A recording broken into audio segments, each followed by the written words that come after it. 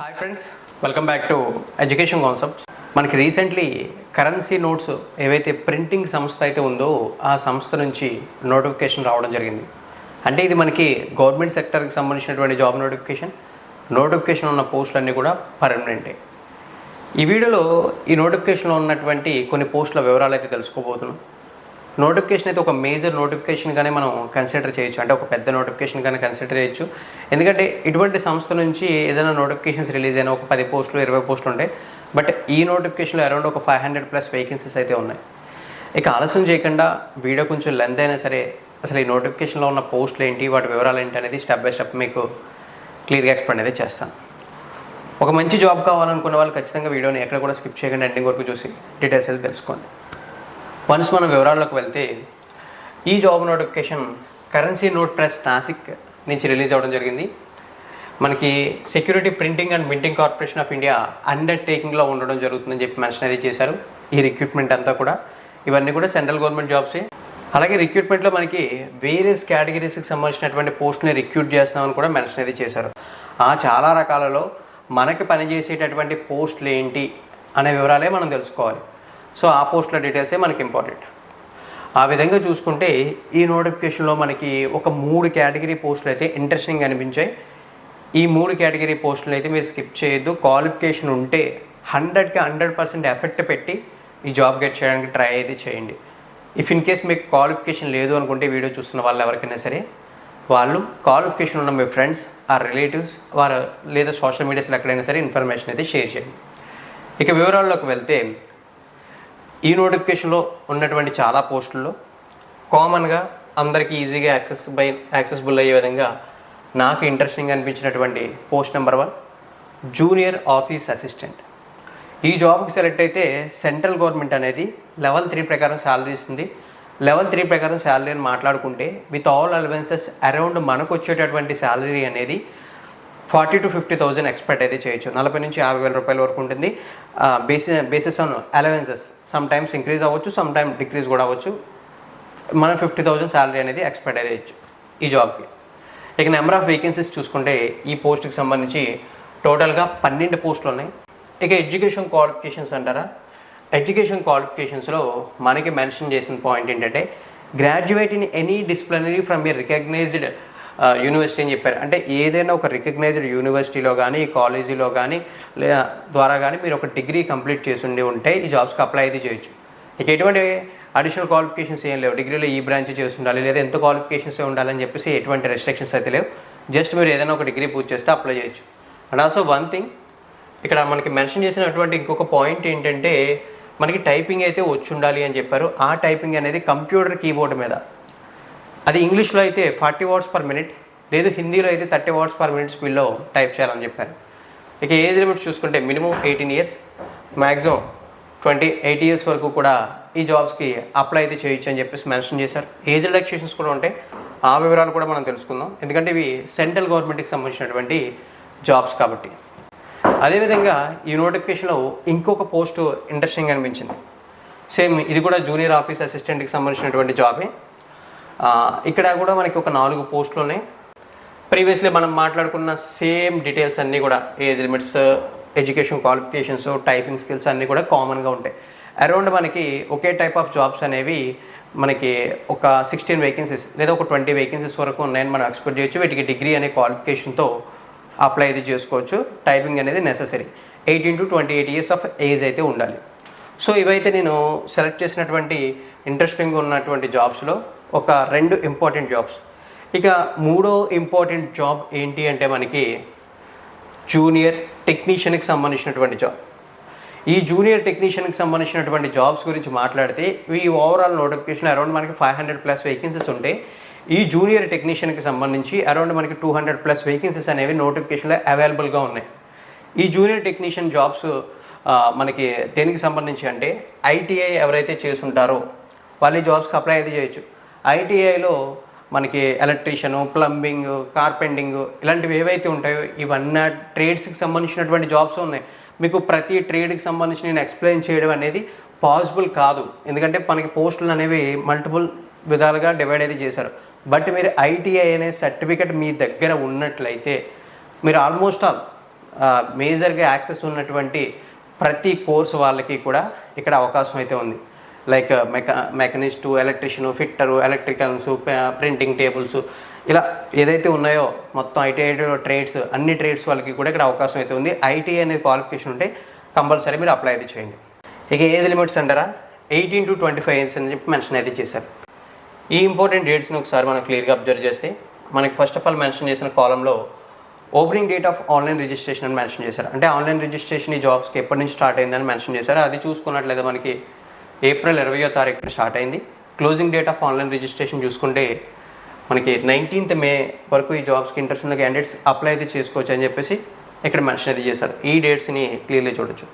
ఇక 22 online examination schedule అని చెప్పి మెన్షన్ అయితే చేసి ఇక్కడ మనకి జూన్ ఆర్ జూలై 2026 అని చెప్పారు. అంటే జూన్ లాస్ట్ వీక్లో కానీ జూలై ఫస్ట్ ఆర్ సెకండ్ వీక్స్లో కానీ మనకి ఎగ్జామ్స్ అయితే జరుగుతాయి రిక్రూట్మెంట్కి సంబంధించి అని చెప్పేసి ఒక 22 షెడ్యూల్ని అయితే ఇవ్వడం అయితే జరిగింది. అయితే రిజర్వ్లో ఉన్న కమ్యూనిటీస్ ఎవరైతే ఉంటారో అక్కడ రిజర్వ్ కేటాయించిన పోస్టులకి SC/ST వాళ్ళకైతే 5 years, OBC వాళ్ళకైతే 3 years, person with bench mark disability వాళ్ళకైతే 10 years ఆఫ్ ఏజ్ రిలాక్సేషన్స్ కూడా అప్లికేబుల్ అవుతాయని చెప్పేసి ఇక్కడ క్లియర్లీ మెన్షన్ అయితే చేశారు. ఇఫ్ ఇన్ కేస్ మీకు ఇప్పటివరకు నేను చెప్పిన ఏ డీటెయిల్స్ పైన కానీ మీకు డౌట్స్ ఉంటే కామెంట్ సెక్షన్లో కామెంట్ అయితే చేయండి. మీ డౌట్స్ నేను క్లారిఫై అయితే చేస్తాను. దెన్ నెక్స్ట్ ఇప్పుడు మనం తెలుసుకోవాల్సింది సెలక్షన్ ప్రొసీజ్యూర్ ఎలా ఉంటుంది అని చెప్పేసి. ఫ్రెండ్స్, సెలక్షన్ ప్రొసీజ్యూర్ అనేది మనకి ప్రతి పోస్ట్కి సంబంధించి సపరేట్గా మెన్షన్ అయితే చేశారు.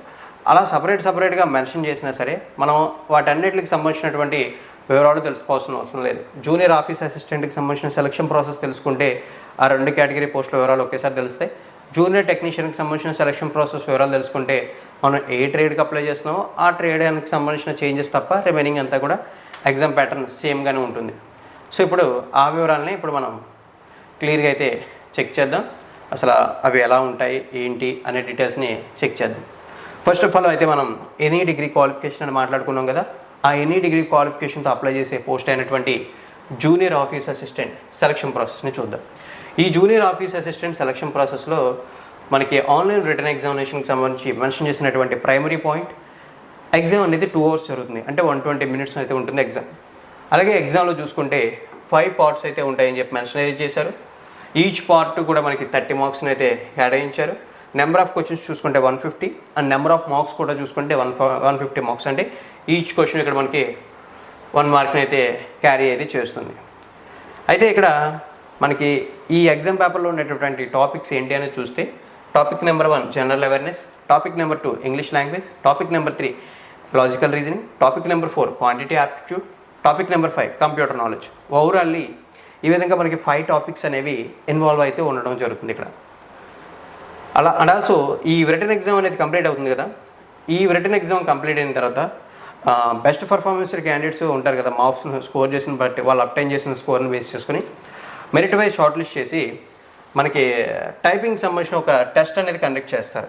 అది ఎస్పెషల్లీ జూనియర్ ఆఫీస్ అసిస్టెంట్ పోస్టులకు సంబంధించి ఈ టైపింగ్ టెస్ట్ అనేది ఎవరైతే బెటర్ పర్ఫార్మెన్స్ చేస్తారో ఓవరాల్లీ బెటర్ పర్ఫార్మెన్స్ ఇచ్చిన స్టూడెంట్స్ని షార్ట్ లిస్ట్ చేసి వాళ్ళకి పోస్టింగ్స్ అనేవి ఇవ్వడం అయితే జరుగుతుంది.